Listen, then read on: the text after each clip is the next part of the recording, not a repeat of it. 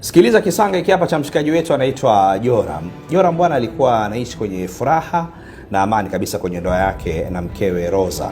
Waliishi kwa muda mrefu sana, lakini baada ya miaka mitatu tu ya ndoa yao, Rosa akaanza kubadilika. Alikuwa na tabia kumnyima haki yake ya ndoa mumewe kwa muda mrefu kidogo. Siku mume karudi kama akawa anaomba haki yake ya ndoa, akanyimwa tena. Ikabidi Joram atoke na washikaji zake kwenda kupata kinywaji kama kujiliwaza. Baada ya kinywaji cha hapa na pale, washikaji wakawa wanaagana sana wanaondoka.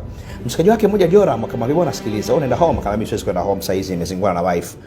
Unaenda wapi? Akamwambia naenda nyumba ya wageni, guest, kupumzika. Akamwambia sasa usiende kulala peke yako, ngoja nikutafutie chombo cha kwenda kulala nacho akustarehesha usiku huo.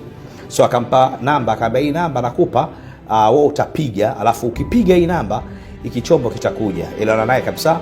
Asa Joram hakupia, kama bwana sikiliza, wewe ongea naye, wewe malizana naye, alafu tanaambia mwanamke anataka shilingi ngapi. Kwa ya mchizi wake akaongea na yule mwanamke, akamwambia bwana anasema kama part time 200,000, kama utakola naye mpaka asubuhi 3,500. Akamwambia poa, mwambie aje sehemu fulani, akamtumia location.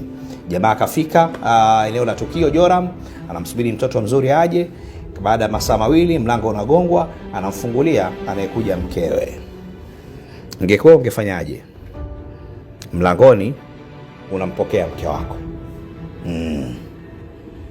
Tukutane kwenye comment.